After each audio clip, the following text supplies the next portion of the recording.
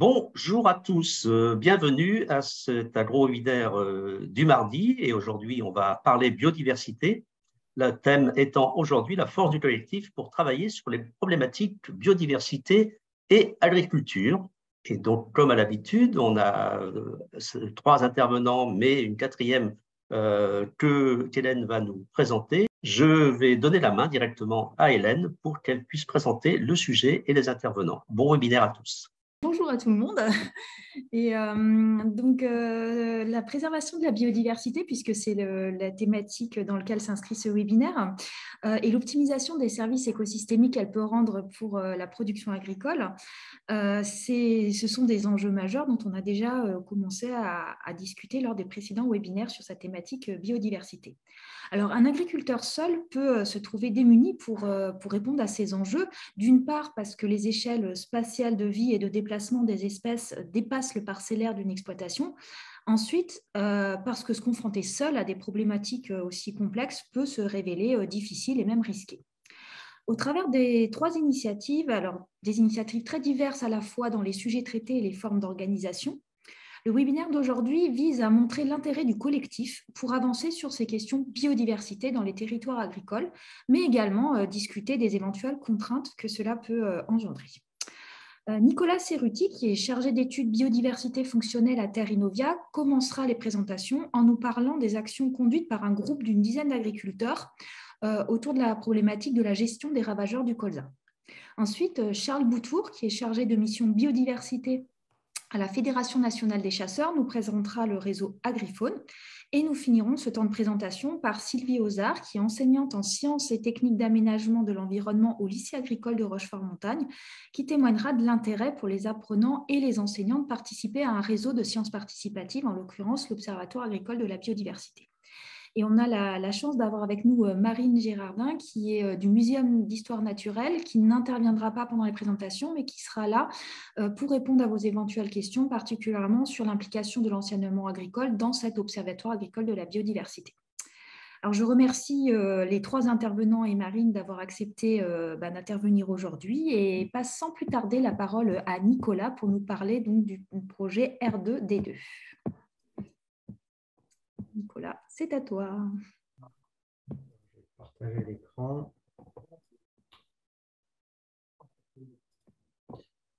Est-ce que vous voyez l'écran? C'est bon? C'est OK. Parfait. Merci. Donc, bonjour à tous. Donc, Nicolas Cerruti, je vais vous parler, moi, donc Charlie à Terre Innovia, je vais vous parler d'un projet qui s'appelle R2D2, qui est une initiative collective justement pour travailler à la gestion des ravageurs, tout en limitant les applications des insecticides. Et j'essaie de vous montrer en quoi il est intéressant, quand on s'intéresse à la gestion des ravageurs, de travailler avec un collectif. Donc, voici les différents partenaires. Vous avez le logo des différents partenaires du projet en bas de cette diapositive. Donc, R2D2, qu'est-ce que c'est? C'est un projet défi XP, donc, qui a démarré en 2018 pour une durée de 6 ans. C'est un projet qui se met en place sur un territoire agricole de 1300 hectares qui est marqué par une problématique de gestion des ravageurs d'automne du colza. Donc, tout a démarré avec cette problématique de gestion de ravageurs qui a été très difficile parce que depuis quelques années, on a des insectes, le charançon du bourgeon terminal et l'altis d'hiver, qui ont acquis des résistances aux péritrénoïdes. Donc, les résistances qui sont matérialisées sur la carte que vous avez sur cette diapositive. On est en Bourgogne, là où se situe le projet, au cœur, vraiment au niveau du berceau de ces résistances en France. Résistances qui tendent à se développer et à progresser sur le territoire. Donc des ravageurs qui étaient un peu hors de contrôle et puis des facteurs aggravants. On est sur le territoire du projet, sur des sols superficiels, argilo-calcaires, où on a des épisodes de sécheresse, notamment à l'automne, ce qui va aggraver encore ces phénomènes de dégâts de ravageurs, puisqu'on a des cultures qui sont un peu poussantes souvent, ou alors difficiles à implanter à l'automne.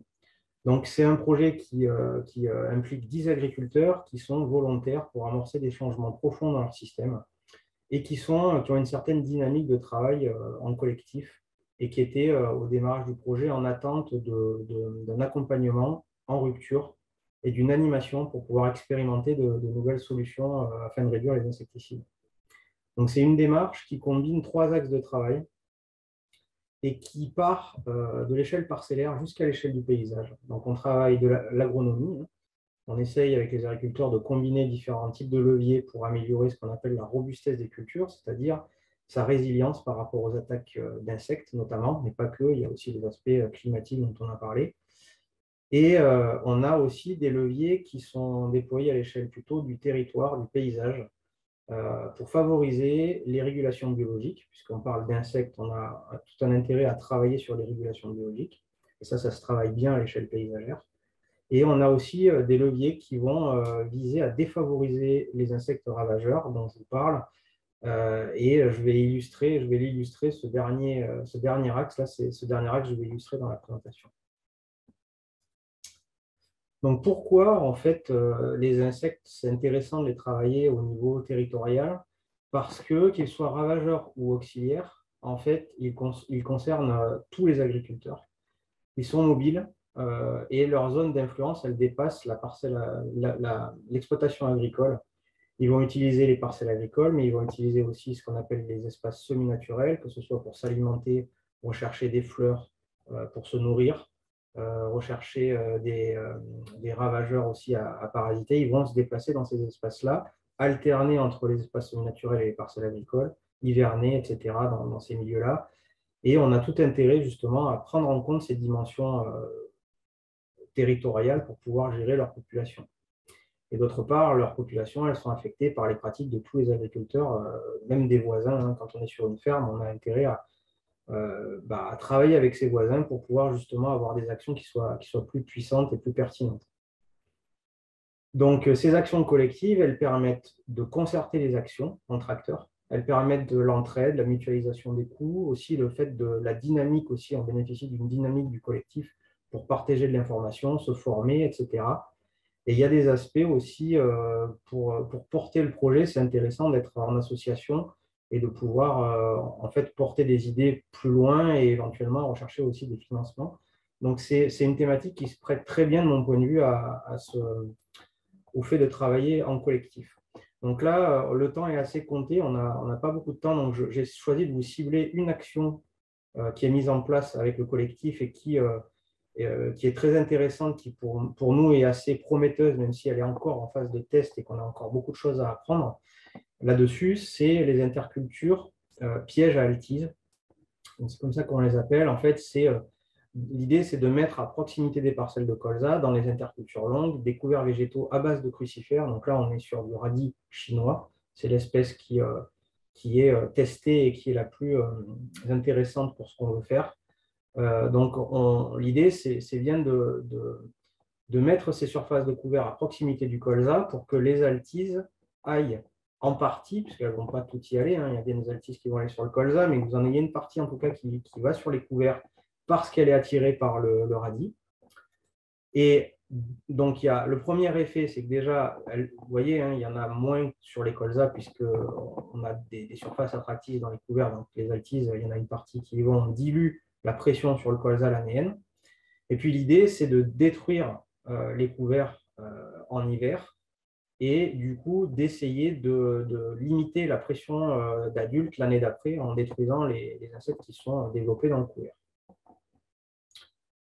Donc, c'est une pratique qui a été adoptée par 6 agriculteurs sur le territoire, 21% des surfaces en 2022. Et donc, vous voyez, on est autour entre 200 et 300 hectares, 250 hectares de radis chinois en interculture par an.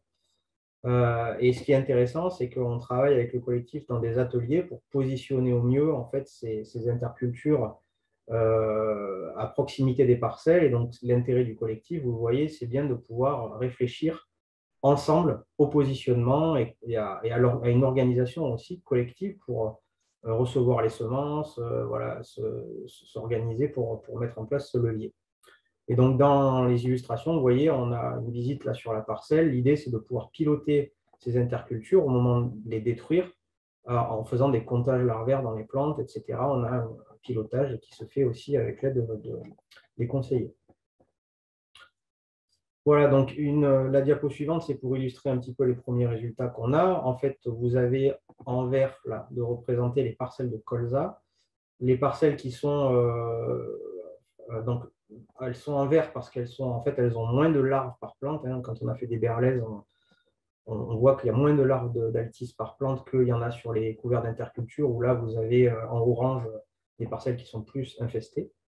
Et en carré rouge, vous avez en fait représenté les adultes d'altis qui émergent au printemps suivant et qui sont un indicateur de est-ce que il y a des adultes qui vont sortir de la parcelle et qui vont du coup se retrouver dans le territoire. Donc vous voyez que c'est une technique qui semble fonctionner, en tout cas des premiers résultats qu'on a, et je vous disais, en tout cas l'évaluation de ce levier est en cours, elle nous semble très intéressante, d'une part pour diluer les parcelles de colza dans le paysage et avoir plus de surface attirant les altises. Et puis, vous voyez le fait qu'on a finalement moins d'émergence, en tout cas en termes de rapport aux larves, sur les intercultures que sur les colzas.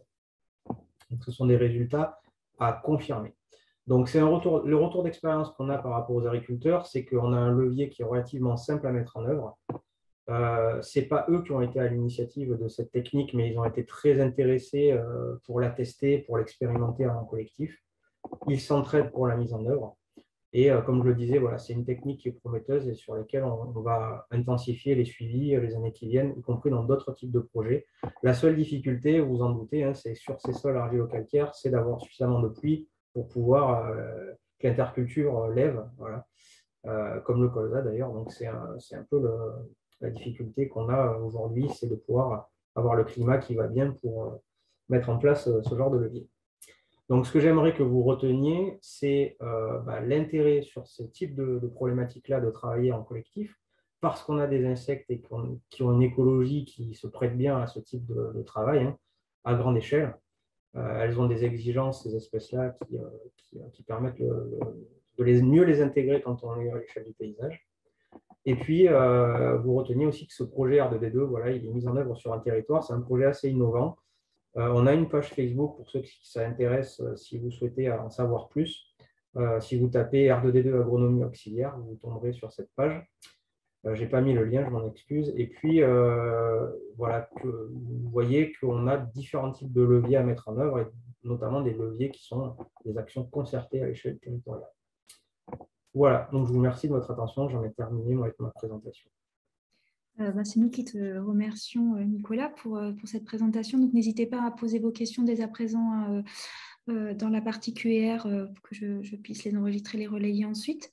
Donc, l'esprit de ce séminaire étant de montrer un peu une diversité de formes d'organisation collective. Donc là, on était sur un groupe d'agriculteurs qui étaient, on va dire, qui se connaissaient dans la vraie vie, qui interagissaient sur un même territoire. Et donc maintenant, je vais passer la parole à Charles, qui va nous présenter le réseau Agrifaune, donc sur une autre forme d'organisation d'acteurs et puis d'autres problématiques. Charles, c'est à toi. Pas de souci. J'essaie de mon ordinateur veut faire la mise à jour pile poil à ce moment-là, c'est génial. L'aléa du direct, ne t'inquiète pas. Malheureusement, je ne pourrais pas mettre en plus grand pour le moment. Attends, je vais prendre le relais. Bouge pas. Ouais, désolé. Il faut que tu départages le tien. Ok, super. Alors,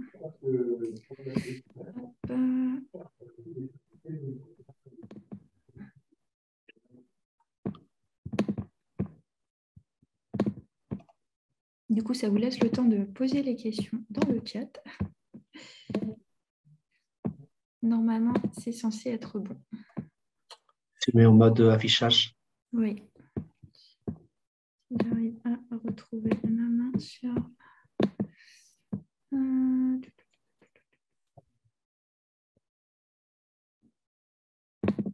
C'est dans l'affichage, c'est pas dans... j'arrive pas. Vas-y, Charles, commence à parler. Bonjour à tous. Donc, je vais vous présenter comment du coup le programme Agrifaune, qu'est-ce qu'est du coup le programme Agrifaune. Donc, on est sur une organisation, un programme qui existe depuis 2006. Yann, je veux bien que tu descendes à la slide d'en dessous.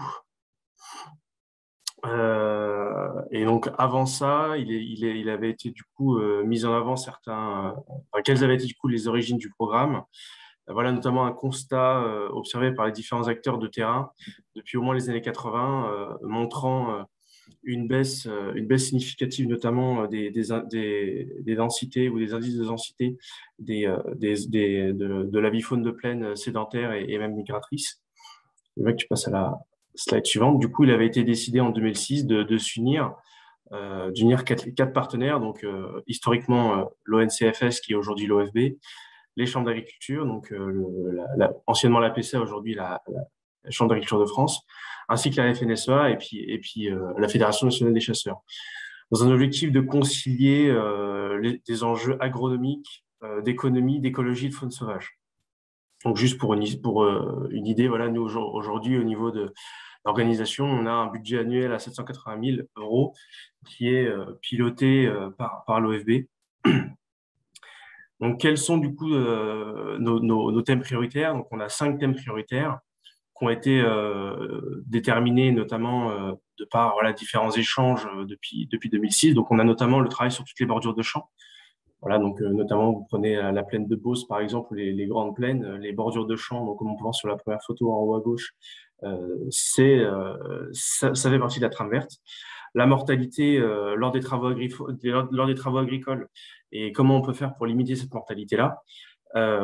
Tout ce qui va être couvert d'interculture et maintenant le maintien des chaumes, le pastoralisme de montagne, ainsi que la viticulture et tout ce qui peut être aménagement et éléments de biodiversité en paysage viticole. Et donc, dans les 4 sous-thèmes qu'on peut avoir, il y aura par exemple tout ce qui est le travail sur le parcellaire, mise en avant d'agriculteurs témoins, tout ce qui peut être alloué aux pratiques innovantes, ainsi que les pratiques d'herbage. Donc, quand on parle de biodiversité, de quoi on parle? Notamment de ce qui peut être les galliformes de plaine et de montagne. Donc, par exemple, perdrix grise, caille des blés pour la plaine, le lièvre aussi, donc en lagomorphe, des lapins, ou aussi pour la thématique spécifique du machinisme, on va avoir aussi du coup les chevreuils, avec notamment les faons, ce que je vous présenterai par la suite.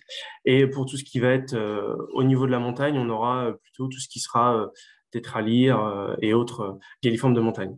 On travaille aussi un tout petit peu sur les insectes. Donc voilà, donc comment par rapport aux 5 grandes thématiques, déjà qu'est-ce que c'est concrètement? Donc premièrement, on travaille sur les bordures de champs. Voilà pour quelles raisons. Donc là, vous avez l'illustration des 9 bonnes raisons pour lesquelles il faut maintenir un bon état de bordure agroécologique. Et donc dans l'idée, c'est de passer d'une bordure qui ressemble à la photo de gauche à la photo de droite. Donc comme vous pouvez l'imaginer, on passe d'un habitat qui a peu d'intérêt à un habitat qui a tout plein d'intérêt, aussi bien pour l'agriculteur que pour la biodiversité. Et donc, comment on s'organise?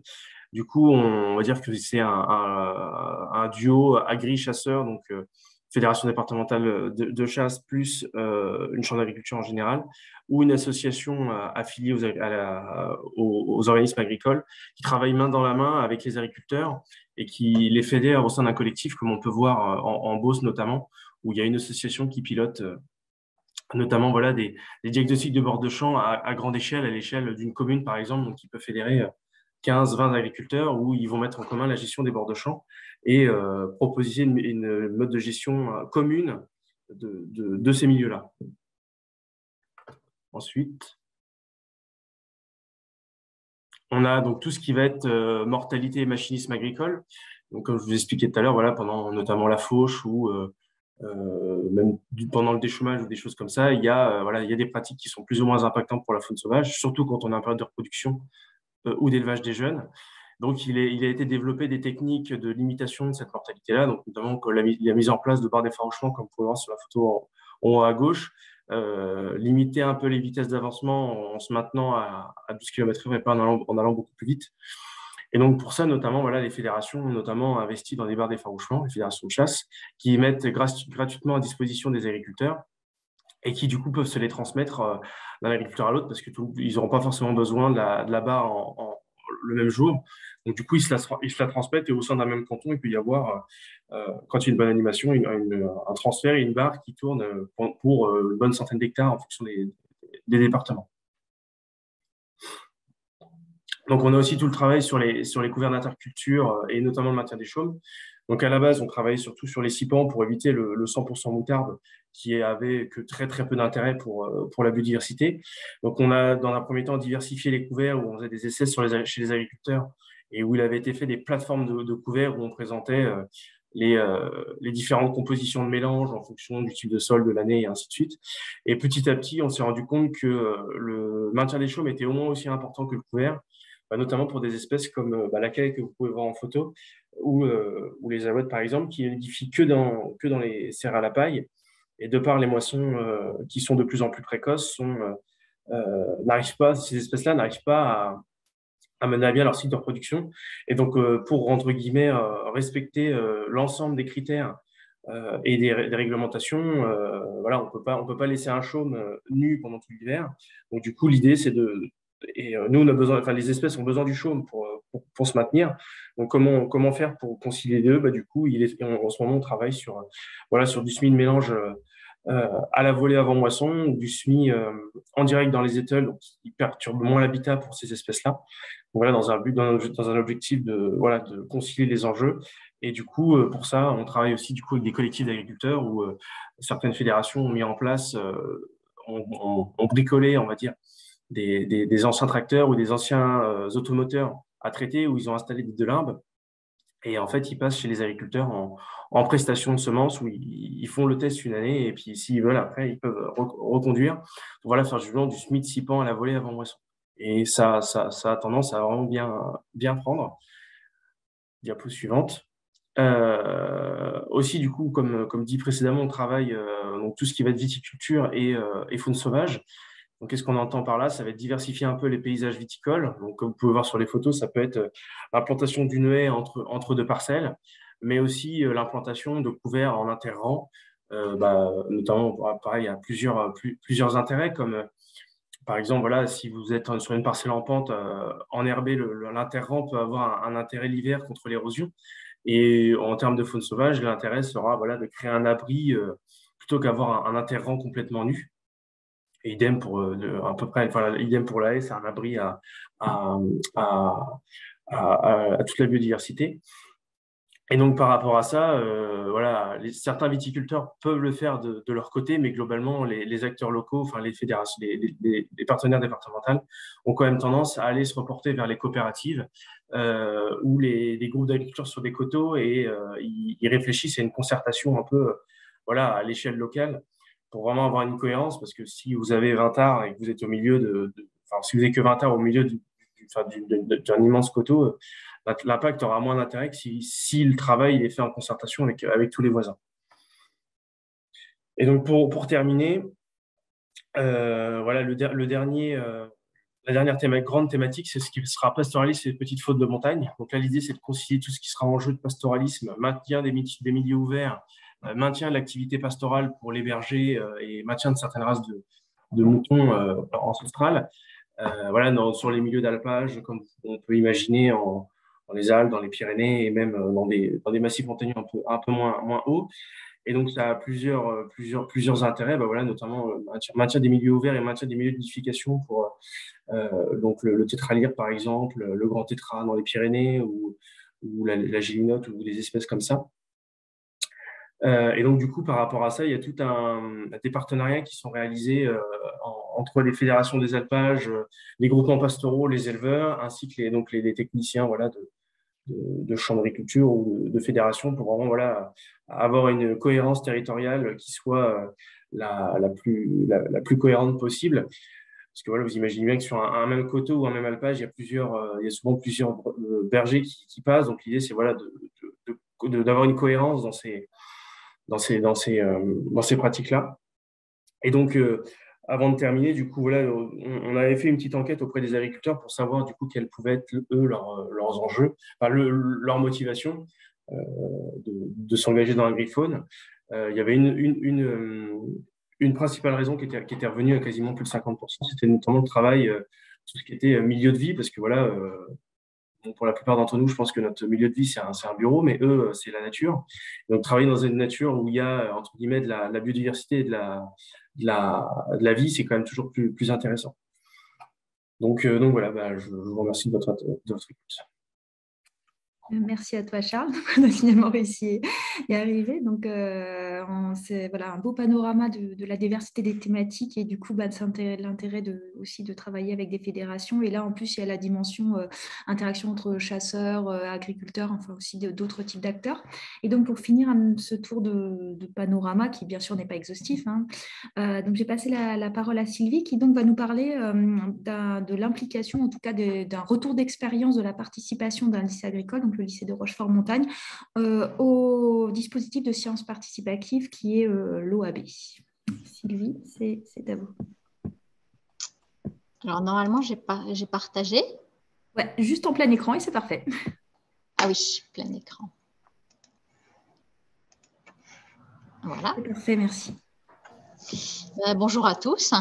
Du coup, oui, un petit retour d'expérience sur quelque chose qu'on a mis en place depuis plusieurs années et qui est toujours d'actualité au lycée agricole de Rochefort-Montagne, qui consiste à travailler sur la mise en place de suivi écologique au sein du lycée, enfin sur l'exploitation agricole du lycée, et notamment des suivis écologiques avec l'Observatoire agricole de la biodiversité. Alors, pour vous permettre de bien comprendre, je fais un petit retour contextuel sur le lycée agricole de Rochefort-Montagne. Donc, on est dans le Puy-de-Dôme, hein, dans le Massif central. On est un petit lycée orienté agriculture et nature, avec une filière professionnelle conduite d'élevage là, en bac pro, et plusieurs filières que j'ai intitulées nature, que ce soit un bac pro gestion des milieux naturels et de la faune, un bac techno orienté aménagement et un BTS gestion et protection de la nature. On a une exploitation d'élevage en agriculture biologique avec une partie bovin-lait, avec un atelier de transformation et une partie ovine. Mais la partie sur laquelle on travaille le plus, parce qu'elle est plus proche géographiquement du lycée, enfin c'est vraiment le lycée est sur l'exploitation pratiquement, c'est la partie vache laitière. Et donc, on cherchait à mettre en place un projet qui puisse nous permettre de faire travailler nos deux filières à la fois et de mieux associer la pédagogie à l'exploitation, parce qu'on fait tous des TP sur l'exploitation, mais on capitalisait en fait assez peu sur ce qu'on faisait. Donc ça, c'était en 2016. On souhaitait vraiment mettre en place un projet un peu plus conséquent et aussi pour avancer sur la voie de l'agroécologie, même si on était déjà en bio depuis 99 pour la partie ovine et 2006 après pour l'intégralité. Donc, on a monté tout un projet dans lequel on voulait proposer des solutions originales pour mieux valoriser tout ce qui était biodiversité dans le cadre d'une exploitation agricole. Ça nous a amené à monter un projet et obtenir ce qu'on appelle un tiers-temps là, dans l'enseignement. Donc, j'ai eu pendant 3 ans un tiers de mon temps dédié à l'animation de ce projet qui était le fait de créer un atelier dédié au stockage de carbone et à la biodiversité. Donc, on souhaitait vraiment que ce soit un atelier à part entière, au même titre que l'atelier ovin ou bovin. On souhaitait bien sûr renforcer le stockage de carbone sur l'exploitation et renforcer les services écosystémiques de la biodiversité.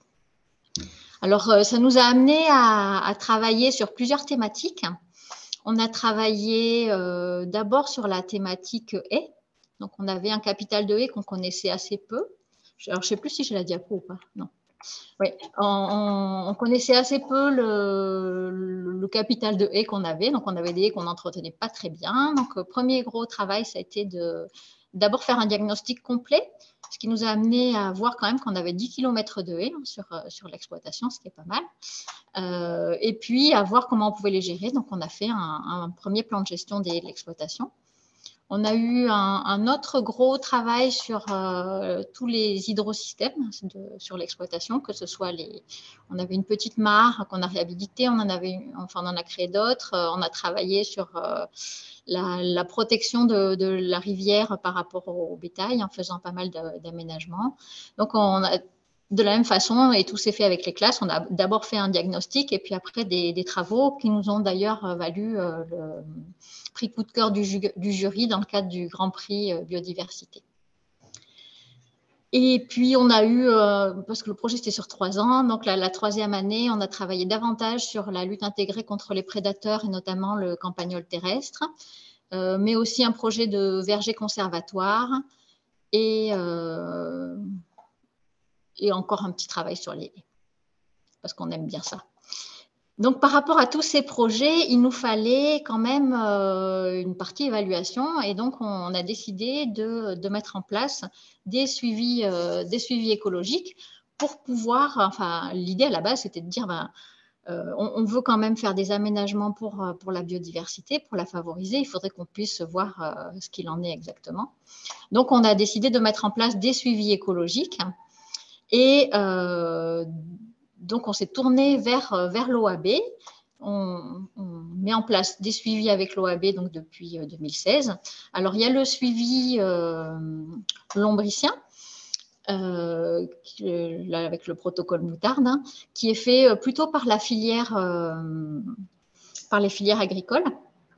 Et ensuite, les autres suivis sont mis en place essentiellement avec les BTS. Comme ça nous permet d'avoir une action qu'on reconduit d'année en année. Au début, le protocole nichoir à pollinisateur de l'Observatoire agricole de la biodiversité, il était mis en place par d'autres classes. Après, ça dépend un peu des enseignants. Donc, pour avoir un suivi d'année en année, sans tenir compte du changement d'enseignant, etc., on s'est dit qu'on souhaitait en fait que les suivis soient faits par toujours les mêmes classes et que les protocoles se passent d'année en année d'une classe à l'autre. Donc, c'est les BTS qui font ça. Quand ils arrivent en première année, les BTS de l'année d'avant leur présentent leurs résultats et puis ils vont choisir des protocoles et les mettre en œuvre donc en fin de première année et ils les présenteront à leur tour aux promos suivantes l'année d'après.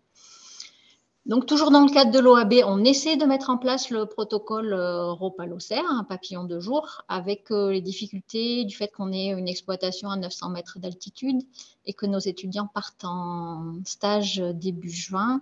Donc, sur les périodes de suivi, c'est un peu compliqué. On teste aussi depuis plusieurs années la mise en place du protocole Kiro, donc avec l'OAB et puis avec le muséum pour le traitement des données. Et on a aussi d'autres suivis qu'on met en place. Hein. Donc, on a mis en place un suivi sur le campagnol terrestre parce qu'on s'intéressait à cette espèce, surtout pour renforcer le rôle des prédateurs, notamment par nos aménagements, les haies, etc. Mais on a d'autres suivis sur la loutre, sur les reptiles, sur les amphibiens, les odonates.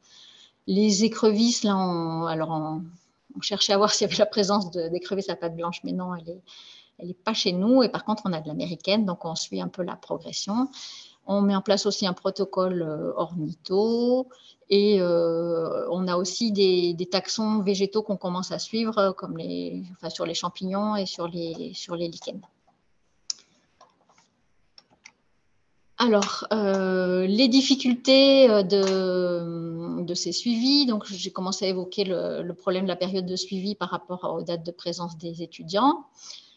Donc, il y a des protocoles pour lesquels c'est compliqué, notamment les papillons, sauf si on a un automne clément ou si les étudiants sont en stage pas loin, qui sont sérieux. On a une implication variable des étudiants, ce qui fait qu'il y a des années, il n'y a pas trop de résultats parce qu'ils se sont mal organisés. Ils nous disent après qu'en fait, les jours qu'ils avaient choisis, il ne faisait pas beau, etc. Donc, voilà. Il y a toujours des problèmes. Enfin, ça dépend des années, mais il y a régulièrement des problèmes. Problème de fiabilité des données, bien sûr. Mais le fait justement d'avoir choisi des protocoles simples avec l'OAB qui sont aussi des sciences participatives, donc devrait réduire ce type de problème. Et puis problème aussi d'analyse des données, hein, parce que effectivement, on a beaucoup de mal à exploiter nos résultats sur peu de données en fait. D'où après l'intérêt d'appartenir à un réseau plus large comme l'OAB. Donc, les apports du dispositif Observatoire agricole de la biodiversité, donc c'est effectivement le lien avec les sciences participatives. Ça nous permet, nous aussi, de faire de profiter de ces suivis pour aborder les sciences participatives avec les étudiants et leur faire voir un peu l'intérêt de ce type de dispositif. Il y a un intérêt formation aussi pour les enseignants avec toutes les formations de l'OAB qui nous permettent de monter en compétences. Et puis, il y a tout un tas de documents pédagogiques en lien avec les protocoles là, qui sont très intéressants. Ça nous permet de valoriser les données en fait, dans un réseau plus large à l'échelle nationale. Et puis, on a l'appui du dispositif national, que ce soit par le biais de l'animatrice Marine qui est présente là aujourd'hui, par les journées des sites de démonstration qu'on va avoir cette semaine à Paris, qui sont des lieux d'échange et où on a toujours aussi des apports d'informations extérieures. Donc, en tant qu'enseignant, c'est précieux là d'avoir cet appui d'une structure sur tous ces suivis parce que on est loin d'être des spécialistes de tous les taxons, voire même d'aucuns. Donc, voilà, c'est précieux d'avoir ce dispositif en appui. Et voilà. Donc, je vais terminer là-dessus. Merci. Du coup, ça va nous laisser une vingtaine de minutes pour pouvoir discuter autour des questions qui vous ont été posées dans la partie QR. Alors, du coup, je vais peut-être commencer par une première question qui avait été posée à Nicolas, mais que je poserai bien aussi du coup à Charles. Donc, c'est une personne qui relevait à juste titre que bien souvent les actions biodiversité, ce n'est pas tant des freins techniques qui empêchent leur mise en œuvre, mais c'est aussi des freins, on va dire plutôt psychologiques. Et notamment, là, cette personne prenait comme exemple la lutte contre le campagnol terrestre dans le Massif central, mais donc voilà, qui peut s'appliquer sur d'autres problématiques. Et donc, la question était de savoir, est-ce que dans vos projets, hein, donc à la fois Nicolas avec ton groupe d'agriculteurs ou Charles de ce que tu connais peut-être des groupes agriphones, est-ce qu'il y a des cas comme ça où on peut observer que finalement les freins, c'est plus du blocage psychologique et est-ce que vos projets et programmes intègrent un peu cette dimension-là? Peut-être Nicolas pour commencer, comme c'était à toi qui était poser la question. C'est vrai, je partage. Hein. En fait, au départ, j'étais assez nouveau dans l'accompagnement de ce type de projet et je m'attendais à avoir beaucoup de freins techniques et en fait, on s'aperçoit qu'effectivement, parfois, il y a des réticences, il y a des blocages, c'est une forme enfin, on s'aperçoit qu'accompagner au changement, c'est aussi une forme de développement personnel, hein, si on peut dire, pour les collectifs et qu'il peut y avoir des blocages. Nous, on a travaillé avec l'INRA, avec l'UMR Césaire, et ils ont fait des interviews, ils ont essayé de comprendre aussi au niveau du collectif ce qui pouvait bloquer, quoi. Donc, on a eu une phase de questionnement par rapport à ça. Mais en fait, tout dépend aussi du collectif et on va dire, de son niveau de maturité par rapport aux questions. Et tout dépend aussi de si le collectif est demandeur, si le collectif a déjà des idées pour se projeter dans l'avenir, ou s'il est, on va dire, bloqué à un stade aussi assez jeune, quoi. Tout dépend où il est dans sa dynamique de progression, quoi. Alors, la personne en question me précise que je n'avais pas forcément très bien compris, en tout cas formulé sa question, puisqu'elle parlait notamment des freins au caractère collectif, peut-être plus que des freins par rapport aux actions. Est-ce que du coup, tu peux compléter peut-être, et du coup, Charles, rebondir plutôt sur cet aspect de frein par rapport au collectif? Alors, en fait, nous, sur le collectif R2D2, c'est des gens qui sont au départ en groupement d'achat, donc qui ont l'habitude de se regrouper. C'est très convivial. C'est des gens qui bossent déjà ensemble, qui s'entraident, qui ont vraiment cette volonté. Et la personne qui fait le relais, en fait, au niveau des agriculteurs, enfin, le relais de Terra Innovia aux agriculteurs, qui est un agriculteur un peu fédérateur, il les recevait déjà chez lui et c'est lui qui avait aussi cette volonté d'animer, de dynamiser ce collectif parce qu'il avait perçu l'intérêt de tout ça. Et il peut y avoir dans des cas, effectivement, dans d'autres régions, et ça on en parle, hein, dans d'autres secteurs, des gens qui ont beaucoup de mal à sortir d'eux-mêmes, à aller au-devant aussi des voisins. Il n'y a pas toujours une entente ou en tout cas des objectifs communs euh, pour travailler ensemble. Et c'est vraiment important d'avoir une vision commune et des objectifs communs pour pouvoir se relier. Et ce n'est pas toujours le cas, effectivement. Ça peut parfois même être des des attitudes qui sont des postures un peu plus défensives, ou voilà, ça dépend en fait des cas. Charles, du coup, est-ce que toi, tu as des observations à Je partager? partage ce qu'a dit Nicolas par rapport à ça, c'est que nous, quand nos partenaires départementaux s'engagent, par exemple, ou vont faire une action sur le terrain, ils vont déjà se rapporter sur un groupe, sur un collectif. Par exemple, ça peut être une CAP coopérative, ou pour parler de la Vignoble qui vient en tête, mais voilà, un groupement ou sur un village où le groupe est déjà constitué, et où en fait ils ont déjà le groupe de fait. Il regroupe pas, ce groupe-là ne se, et comment dire, il regroupe pas forcément toutes les personnes du coteau ou de la coopérative, mais en attendant, voilà, les gens qui sont dedans sont déjà intéressés par la thématique, et voilà, pourront travailler ensemble. Après, il y en aura toujours qui ne seront pas intéressés et qui prendront plutôt le train en marche au bout de 3-4 ans, une fois qu'ils auront vu les résultats. Donc, ceux qui ne veulent pas, bah, malheureusement, voilà. Merci à vous deux. Alors, du coup, je rebondirai sur une question qui était posée à Sylvie. Une personne se demandait s'il y avait des actions, des suivis qui sont conduites en interdisciplinaire avec des classes agri et des classes nature, ou si c'est toujours séparé, et si oui, sinon, pour quelles raisons? Alors moi, j'ai pratiquement exclusivement j'ai exclusivement des classes de BTS. Donc là, on va mélanger les classes, mais BTS 1, BTS 2, justement, pour ce passage de protocole. Après, je sais pas répondre exactement si mes collègues sur les classes pro ont réussi à faire des choses en commun, mais voilà, c'est déjà un peu compliqué d'organiser ces suivis sur le terrain avec une classe, donc on ne va pas forcément chercher la difficulté à aller mettre 2 classes sur le projet. Voilà, ça complique. Je dirais que si on a déjà assez à faire avec une classe, c'est déjà un petit collectif, hein, donc on va pas forcément répéter. Après, je ne peux pas dire, peut-être que mes collègues des classes pro ont fait des suivis ou mélangé les résultats, ou je ne sais pas exactement. Merci. Alors après, je vous relayerai un paquet de questions qui sont un peu sur le même thème, à savoir finalement, est-ce que ça marche?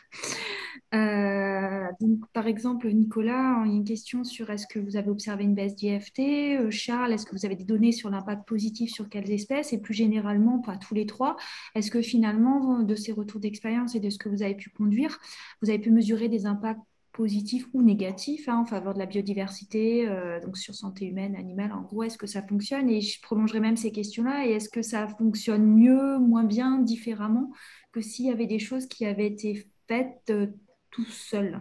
Je ne sais pas qui veut commencer là-dessus et si vous avez des données. Je peux commencer. Alors, en fait, les résultats sont un peu contrastés en fonction des cultures. Euh, on a, euh, on a évalué le projet, on va dire, après 2 ans de fonctionnement. On s'est rendu compte qu'il y avait eu une appropriation assez forte de leviers agronomiques sur la culture du colza, parce que c'est un peu la culture où il y avait des problématiques assez fortes de gestion des ravageurs.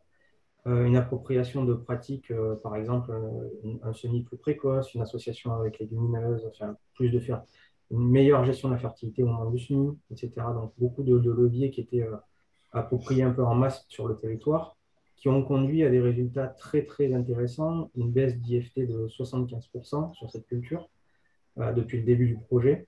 Par contre, en fait, on s'est aperçu aussi que sur les céréales, par exemple, la situation n'était pas exactement la même, parce que suite à l'arrêt des traitements néonicotinoïdes, on a eu des agriculteurs qui avaient cessé de traiter et qui ont eu des difficultés, des baisses de rendement assez importantes, avec un risque puceron pas toujours facile à évaluer, un positionnement des traitements aériens pas toujours facile non plus à positionner. Et donc, on a eu des traitements à la suite, un peu plus de traitements, un IFT qui a augmenté, notamment en lien avec la gestion des pucerons, ce qui a fait qu'au niveau global du territoire, on a eu une augmentation de l'IFT au total, mais vraiment lié à l'arrêt des néos et à cette phase où on a eu une augmentation des traitements aériens. Donc, on est en train de travailler à voir comment est-ce qu'on peut aider les agriculteurs à gérer un peu mieux ce risque puceron qui est assez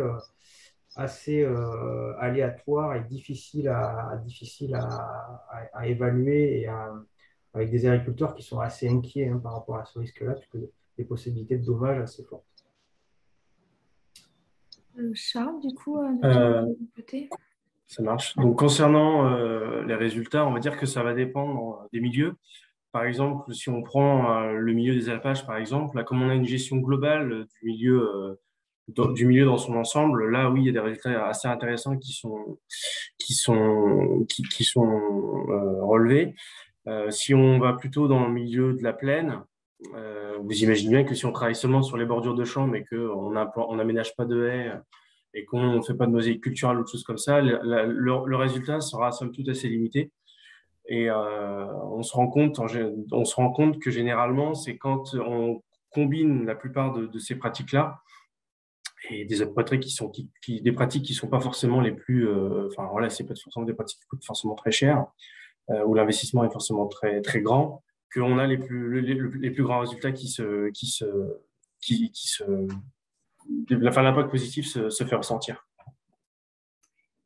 Sylvie, je ne sais pas si là-dessus, sur cette question-là, vous avez des choses un peu sur les performances finalement et le fait d'être dans ce collectif, est-ce que ça amène quelque chose?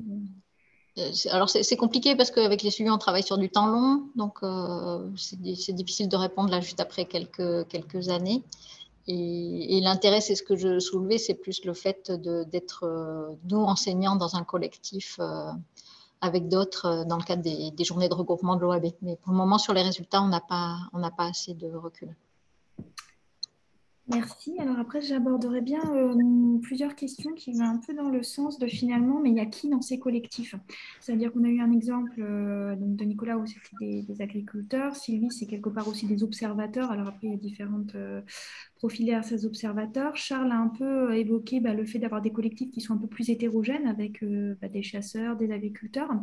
Et donc là, alors, il y avait une première question alors, très ponctuelle pour Nicolas, à savoir est-ce que les semenciers participent à vos travaux? Et si oui, comment et quel intérêt? Toujours la même question. Alors, en fait, on a travaillé on a eu des réflexions sur la composition de bandes fleuries qu'on met en place à l'échelle territoriale. Donc déjà, on essaye de les positionner de manière un peu optimale pour faire le lien avec les autres infrastructures agroécologiques. Et puis, en termes de composition, on a commencé déjà à réfléchir avec Nungesser, le semencier de semences sauvages, pour voir pour des compositions de mélanges pérennes à 30 espèces, donc qui sont des mélanges assez étoffés en termes de flore. C'est des mélanges aussi qui peuvent être assez coûteux. Donc, on a commencé un travail avec eux. Et on a aussi engagé un travail après sur des mélanges plus, on va dire, qui économiquement matchent mieux avec le budget des agriculteurs et avec leurs attentes, des espèces plus classiques, hein, avec des espèces notamment qui sont cultivées. Avec le semencier l'IDEA, on a essayé d'avoir des mélanges spécifiques, enfin, avec quelques espèces intéressantes pour les auxiliaires. Et donc, on a oui, effectivement noué des relations avec l'IDEA. Alors, C'est un toujours peu en fonction des opportunités voilà, qu'on contacte, qu'on discute avec d'autres partenaires, on intègre d'autres partenaires. Alors, toujours un peu dans cette perspective, enfin, dans cette idée d'élargir un peu les profils des groupes. Donc là, il y avait une question pour Sylvie. Est-ce que le travail implique des acteurs, donc agriculteurs, naturalistes, en dehors du lycée? Alors, on laisse en fait les étudiants travailler par petits groupes sur un taxon et eux, ils peuvent joindre des structures qui travaillent sur le même taxon à l'extérieur. Donc, ça se fait parfois. Et sinon, on ne fait pas de journée de présentation de résultats en grand, ouverte sur l'extérieur là, pour ce type de suivi. On ne l'a pas encore fait. C'est peut-être quelque chose qu'on fera, mais voilà, déjà, on fait ça en interne. Donc non, assez peu. Je profite, hein, Marine, n'hésite pas non plus, hein, si parmi les questions que je pose, même si je ne te donne pas la parole directement, à compléter éventuellement des questions par rapport à l'OAB. Du coup, il y avait une question qui avait été posée à toi, Sylvie, mais que je relayerai bien un peu plus généralement. Donc, c'était à savoir en fait les relations avec les scientifiques. Donc, à la base, c'était la personne rebondissait sur les relations de recherche participative. Et donc, comment vous envisagez en fait ces relations à la science et aux scientifiques Et comme dit, j'irai bien un peu à tous les trois. Est-ce que vous travaillez avec la science et les scientifiques? Oui, et comment ou non et pourquoi? Quels sont vos besoins et comment vous envisagez ou envisageriez ces relations et qu'est-ce qui vous serait utile par rapport à ces liens aux scientifiques pour participer ou vous appuyer dans ce collectif? Je ne sais pas qui veut commencer sur cette question. Peut-être Sylvie, comme elle vous a été posée en premier.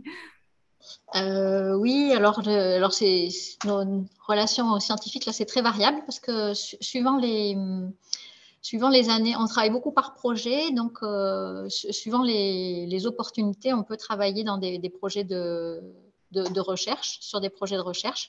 Là, il y avait eu le cas avec un projet qui s'appelait, enfin, ICIT, là, qui était plus sur le bien-être dans les élevages.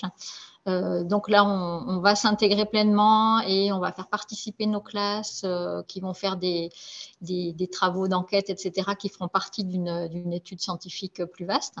Mais sinon, ce qu'on fait plus régulièrement, c'est de faire venir des experts sur certaines thématiques et notamment dans tout notre module d'expertise naturaliste où là, on va travailler alors à la fois avec des scientifiques et puis avec des structures partenaires. On a beaucoup de partenaires là dans toutes les associations de suivi de l'environnement. Donc, on travaille à la fois avec la LPO, avec Chauve-souris Auvergne, avec l'Observatoire des reptiles, etc. Donc, on va avoir des approches plus scientifiques via ces associations-là qui vont pouvoir venir nous présenter un éclairage particulier, voire des interventions sur le terrain. Et par rapport du coup à vos besoins, qu'est-ce que ça vous apporte ou qu'est-ce que vous auriez vraiment besoin en fait comme attente? Alors les besoins, ils sont immenses, mais après voilà, ça va dépendre du temps qu'on va avoir. Donc les besoins, c'est toujours de pouvoir être un peu plus à la page, hein, en tant qu'enseignant. Voilà, il faut toujours qu'on cherche à être à peu près à jour dans nos connaissances. Et puis, l'apport, c'est énorme auprès des étudiants, parce que quand c'est un expert qui vient parler de ses recherches, ça n'a pas du tout le même impact que si nous, on les relaye. Donc, on garde une grande place pour faire intervenir des pros, des professionnels. Mais c'est vrai que c'est un peu en fonction de nos connaissances, en fonction des discussions avec les élèves et leur projet du moment. Notamment, on a un module qui est accompagnement au projet personnel des étudiants et là, ils vont demander des éclairages particuliers. Et du coup, après, on cherche à répondre à une demande précise. Du coup, Charles ou Nicolas, par rapport à ce lien, à Marine, vous voulez... On va laisser la parole à Marine et je ferai d'autres questions à Nicolas et Charles. J'ajouterais juste aussi que l'importance de faire intervenir, enfin, d'avoir ce lien avec les scientifiques, c'est certes peut-être d'apporter un peu de connaissances, mais c'est surtout aussi de voir un peu comment fonctionne la démarche scientifique. C'est un peu toutes les questions qu'on se pose, les hypothèses, les expérimentations, aller quelque part ou finalement reculer. Et c'est ça aussi qui apporte, je pense, un intérêt quand on travaille avec des scientifiques. Je voulais juste ajouter une toute petite précision tout à l'heure. On me disait que l'animatrice de l'OAB, c'est Nora Roulier, ce n'est pas moi. Moi, je fais le lien avec l'enseignement agricole. C'est juste une précision que j'avais envie d'apporter. Et juste aussi, tout à l'heure, on parlait, je vais parler très vite, sur un peu la place, quel lien entre les filières agricoles et les filières nature. C'est pas toujours simple à mettre en place et c'est vrai que l'Observatoire agricole de la biodiversité permet un peu de se faire rencontrer. Et j'ai un autre exemple qui se passe où les filières qui réalisent les suivis font une présentation auprès des autres filières qui n'ont pas forcément fait les suivis mais qui proposent des actions en lien avec des nouvelles pratiques agricoles qui pourraient être mises en place. Voilà, je m'arrête là. Merci beaucoup Marine et merci d'avoir précisé effectivement les propos. Alors Nicolas, tu es très attendu sur trois personnes qui me posent des questions sur comment vous détruisez les plantes attractives du colza. Donc, je ne peux pas ne clôturer ce webinaire sans que tu répondes à ces questions posées trois fois. Voilà, c'est du roulage sur le gel en général. Donc, tout l'enjeu là, c'est de vérifier qu'on a bien détruit suffisamment le couvert, qu'il n'y a pas de plantes qui restent en place pour ne pas héberger en fait les larves. Et donc là, on a une attention assez forte justement sur le fait qu'on ne va pas remettre dans le milieu des altises. Donc on s'assure bien de cette destruction ou là, sur le mécanique, hein, du coup, sur le gel. Merci. Alors, voilà, je suis désolée, hein, je ne pourrais pas répondre à toutes les questions. Peut-être juste terminer en ouvrant un peu les thématiques. Alors, d'abord, si tu pouvais répondre rapidement, Nicolas, est-ce que la question de la qualité de l'eau a été évoquée Est-ce que vous travaillez là-dessus ou pas? Alors, pas du tout dans le cadre du projet R2D2. C'est aussi une thématique qui bénéficie de beaucoup de l'aspect collectif, mais nous, ça ne l'aborde pas du tout. Et du coup, j'ai perdu la question. C'était Sylvie. Alors là, c'était pas sur l'eau, c'était sur la problématique puits de carbone. Alors, je ne sais plus où est la question, mais Oui, je l'avais vu. J'allais répondre. Donc, c'était savoir comment concrètement on répondait à ces enjeux puits de carbone et services écosystémiques. En fait, on l'a fait par le biais des actions qu'on a mis en place. Donc, le fait de mieux gérer nos haies, ça permet aussi de relancer la production de bois dans les haies. Donc ça, c'est une façon de renforcer le stockage de carbone dans les haies. Notre verger conservatoire, c'est aussi une façon de répondre au stockage de carbone par les arbres qu'on implante. Tout le travail sur les hydrosystèmes où on a fait beaucoup de travaux, c'est aussi une façon d'améliorer à la fois le bien-être des bêtes et puis le respect de la rivière et de ses qualités, etc. Donc on l'a fait plus par nos projets que par les suivis, bien sûr, qui doivent plutôt étayer, ou permettre de regarder les résultats sur certains taxons indicateurs. Merci. Et peut-être un peu pareil, le même type de questions, Charles, hein. Est-ce que du coup, alors il y avait aussi des questions finalement, est-ce que les agriculteurs, au-delà des dispositifs que vous nous avez présentés, est-ce que quelque part c'est un peu la porte d'entrée ensuite eux derrière pour qu'ils peut-être continuent à travailler en collectif sur d'autres thématiques? Donc je ne sais pas Charles si par exemple tu as un peu cette vision-là, est-ce qu'au-delà des groupes sur les thématiques que tu as présentées, est-ce que tu sais si en dehors du coup du réseau Agriphone, tous ces acteurs qui se sont rencontrés peut-être grâce à Agriphone travaillent sur d'autres thématiques, travaillent ensemble? Alors, je pourrais pas répondre pour tous, mais pour certains, oui, on va dire que ça a été la porte ouverte, ou ça a été une porte pour se rencontrer, discuter, échanger, et une fois que ils se connaissent et qu'ils se rendent compte un peu que voilà, il y a des résultats intéressants et que ça leur convient, bah, du coup, ça peut leur ouvrir la voie sur d'autres thématiques, par exemple, gérer si on parle en viticulture, gérer la gestion voilà, des bordures différemment. Et peut-être rapidement, Nicolas, parce en fait, elle s'était adressée aussi cette question. Est-ce que du coup, en dehors de R2D2, est-ce que finalement c'est le début d'une belle histoire, on va dire, pour ces agriculteurs-là Nous, il y a l'aspect économique puisqu'ils sont dans l'achat. Après, c'est vrai qu'il y a beaucoup d'actions autour d'R2D2. Donc, tout ce qui est haies, tout ce qui est structuration de changement du paysage. Donc, après, je n'ai pas connaissance d'autres. Non, je pense que c'est assez centré nous, autour de la gestion des ravageurs, quand même. Très bien. Et je vais vous remercier. Alors, voilà, je ne les ai pas relayés, mais il y a eu des remerciements pour vos témoignages et bravo pour vos actions. Donc, je le relayerai. Et puis, je vais laisser Philippe donner le dernier mot de ce webinaire. Merci beaucoup à tous les 5. Et donc, effectivement, c'est la fin de ce webinaire. Et juste pour vous dire que la semaine prochaine, on reviendra sur la thématique bioéconomie pour aborder le développement des bioraffineries dans la perspective de la bioéconomie. Vous voyez qu'on passe d'un sujet à l'autre très différent. Je vous souhaite une bonne semaine. Merci à tous et au revoir à tout le monde. Merci. Au revoir, bonne journée. Merci, au revoir.